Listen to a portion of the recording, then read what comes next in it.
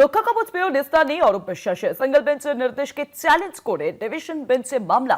হাইকোর্টের ডিভিশন বেঞ্চে মামলা শতদ্র দত্তের। অরূপ বিশ্বাসের রক্ষা কবচ প্রত্যাহার চেয়ে এবার মামলা। আপনাদের জানিয়ে রাখবো যে ইতিমধ্যেই অরূপ বিশ্বাস মেসি কাণ্ডে তিনি রক্ষা কবচ পেয়েছেন অগস্ট মাস পর্যন্ত, এবং রক্ষা কবচ পেয়েও কার্যত নিস্তার নেই অরূপ বিশ্বাসের। সিঙ্গেল বেঞ্চের নির্দেশকে চ্যালেঞ্জ করে ডিভিশন বেঞ্চে এবার মামলা।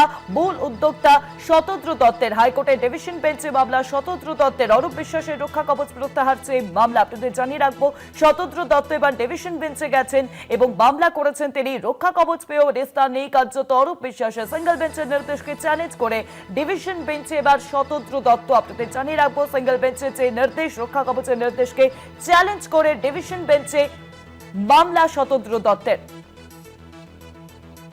হাইকোর্টের ডিভিশন বেঞ্চে শতদ্র দত্ত ইতিমধ্যে মামলা করেছেন। জানাবেন ফোন লাইনের সঙ্গে রয়েছেন প্রতিনিধি পীযূষ কান্তিরাম। পীযূষ দা, দেখো শুভাঙ্গী, তোমায় জানিয়ে রাখি যে এখনো পর্যন্ত মামলাটি দায়ের হয়নি, তবে মামলা করতে চলেছেন শতদ্র দত্ত।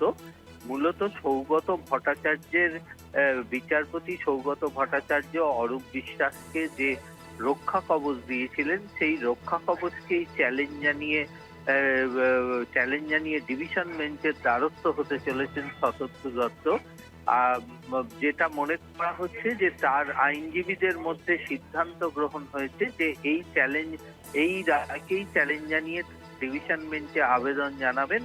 ডিভিশন বেঞ্চে মামলাটি দায়ের হবার পর শুনানি হবে প্রধান বিচারপতির ডিভিশন বেঞ্চে। সুবর্ণ, ধন্যবাদ পীযূষ দা। ফোন লাইনের সঙ্গে ছিলেন প্রতিনিধি পীযূষ কান্তিনাথ। এবার সিঙ্গেল বেঞ্চের রায় নির্দেশকে চ্যালেঞ্জ করে ডিভিশন বেঞ্চে যেতে চলেছেন শতদ্র দত্ত, মামলা করতে চলেছেন তিনি, এরকম একটি সম্ভাবনার খবর সামনে আসছে।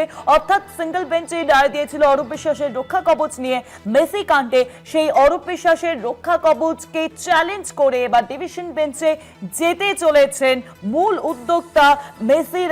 আমরা দেখেছি যে ডিসেম্বর মাসে মেসির যে গোট ট্যুর ছিল, সেই গোট ট্যুরের মূল উদ্যোক্তা শতদ্র দত্ত, তিনি এবার ডিভিশন বেঞ্চে যেতে চলেছেন। অরূপ বিশ্বাসের রক্ষা কবচ প্রত্যাহার চেয়ে মামলা করতে চলেছেন শতদ্র দত্ত।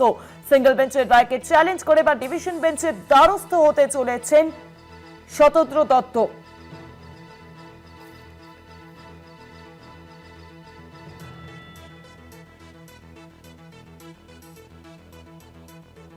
আপনাদের জানিয়ে রাখবো যে ইতিমধ্যেই মেসি কাণ্ডে বারংবার তলব করা হয়েছিল অরূপ বিশ্বাসকে, কিন্তু তিনি হাজিরা এড়িয়ে যান এবং অবশেষে রক্ষা কবচও পেয়ে গেছেন।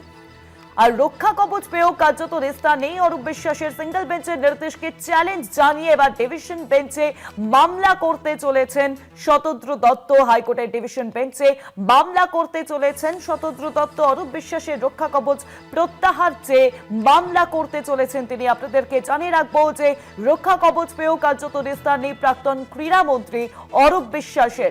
অরূপ বিশ্বাসের নিস্তার কোনোভাবেই হচ্ছে না। রক্ষা কবচ পেয়েছেন তিনি, তবে যে ছবি আমরা দেখছি যে তাকে বারংবার তলব করা হলেও তিনি সেই সমস্ত হাজিরা এড়িয়ে গেছেন।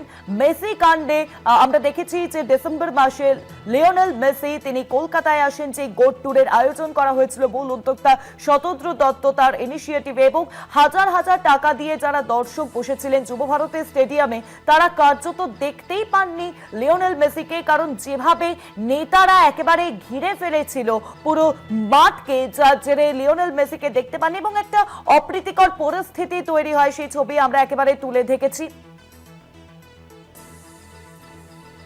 আর এবার রক্ষা কবচ পেয়েও নিস্তার নেই অরূপ বিশ্বাসের। হাইকোর্টের সিঙ্গেল বেঞ্চের নির্দেশকে চ্যালেঞ্জ জানিয়ে ডিভিশন বেঞ্চে দ্বারস্থ হতে চলেছেন এবার শতদ্র দত্ত।